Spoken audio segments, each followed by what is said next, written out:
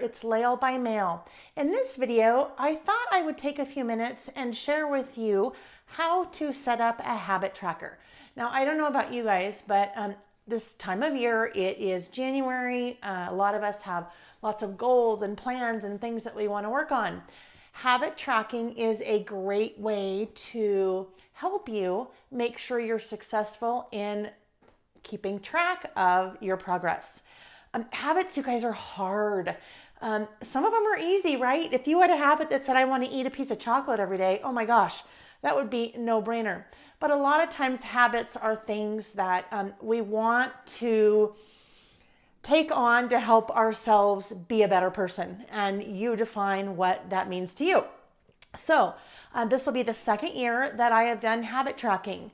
And last year, I lasted until about June. And this year, I've spent a lot of time thinking about the different things that I want to do, how I want to approach it differently, how I want to track things differently to try to be more successful. So let's talk about how to approach setting up a habit tracker. And really 5 easy steps. The basic supplies that you need, something to write with, a piece of paper, and some sticky notes. And really, it can be that easy. So as we take a look at starting a habit tracker, your first thing to decide is what size. And when I say what size, I really mean what size a piece of paper. You literally could be tracking your habits on an 8.5 by 11 piece of paper. You may decide to keep this at the end of the month. You may decide to throw it away. From there, you could look at using a traveler's notebook. You could look at using a bullet journal, a notepad. Really, it's kind of up to you. But your first step is picking a size. I like to do my habit tracking in a traveler's notebook. And the one that I use is a standard wide, which happens to be 8.25 by 10. The spread is 8.25 by 10. So I started out with a piece of paper and I cut that down to 8.5 by 10 so that it would more closely reflect the room that I had.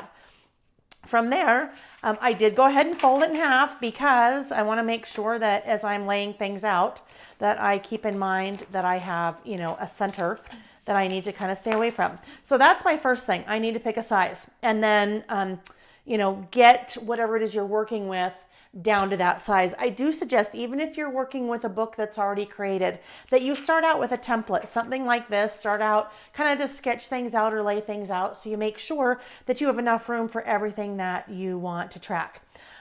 So I've now created kind of a mock-up. And this was the base of my mock-up for this year. And really, this is exactly what I did, you guys. This is my actual mock-up. So I cut my paper down. I knew what size I was going to do, and then I started working on a mock-up. So I'm pretty set that I always want to have the month front and center, so I know what month it is, obviously. I also, and this is one of the things that I learned last year, having a little area where I can do a little bit of reflection at the end of the month.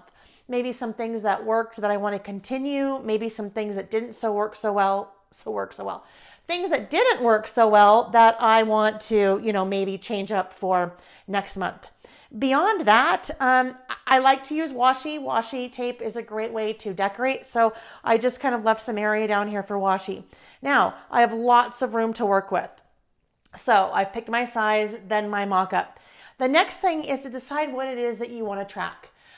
You can track all different kinds of things. Maybe you want to track that you exercise every day. Maybe you want to track that you drink 8 glasses of water. Maybe you want to track that you floss your teeth. Maybe that you want to track that you get 10,000 steps in a day. Maybe you want to track having some me time. Making sure you carve out a little time for yourself. You want to read, you want to interact with your spouse or significant other or your friends or your kids or your family, whatever it is. So tons of things. Really, there's no limit to what you want to track. So that is the third step, is deciding the habits that you want to track. From then, I suggest that you take those little habits and take just some plain old sticky notes. And I've used a smaller size sticky note here just because that would let me kind of start to figure out where I wanted to kind of lay things out. So I took a sticky note and I wrote on each sticky note the particular habit that I wanted to track. And then literally I just started putting them on the page. And that would help me to see, okay, how much room do I have?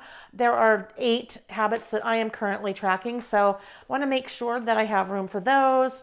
I like to decorate too, so leaving some room for decorating and so forth. Then I tried to come up with an idea on how I wanted to track on a daily basis. So I've just used a calendar stamp. I will link the calendar stamp that I have used in the description of the video. And I stamped that on one of those sticky notes. So I kind of had a feel for how much room that I would need. So I've kind of laid everything out with my sticky notes. You guys, that was it. So I went from that this morning, and all of this maybe took me an hour, honestly, from the template to figuring out what I already knew what I wanted to track. The sticky notes, laying things out, all the way to getting it set up for January. So this is the result. This is how I am tracking my habits for the month of January. I like this format. I think this format will work well for me.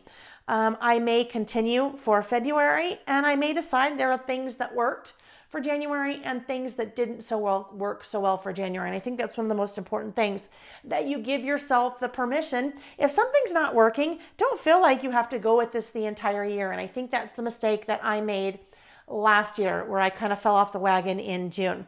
So this is working for me now, and I like this format. So this was my January this year. This is my January last year. So that'll kind of give you a different format.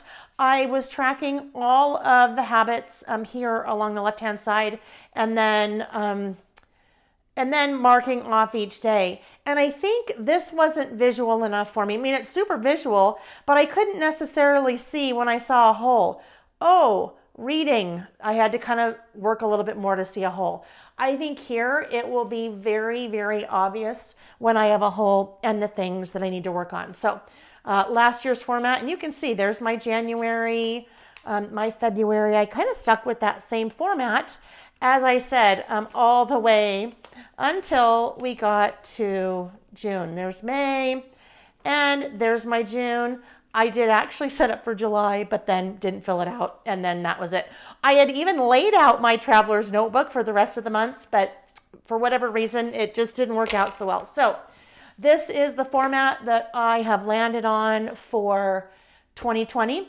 And that just gives you an idea, some different ways to approach setting up habit tracking.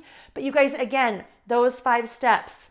Number 1, pick a size. Decide what size you're going to use. Number 2, create a mock-up. Number 3, decide the habits that you want to track.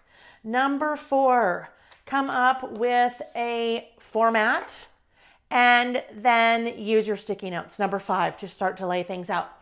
That is, as I said, information on how to start habit tracking. And I will be sharing a video with you guys each month this year. That's one of the things that's going to help me make sure that I stick with my habits. For February, I will actually sit down and do a plan with me as I set up my habit tracker for the month. All right, I hope you found that helpful. If there's anything that you'd like to see me explain a little bit further or do a new video on, please leave that information in the comments. Thanks a lot. Bye-bye.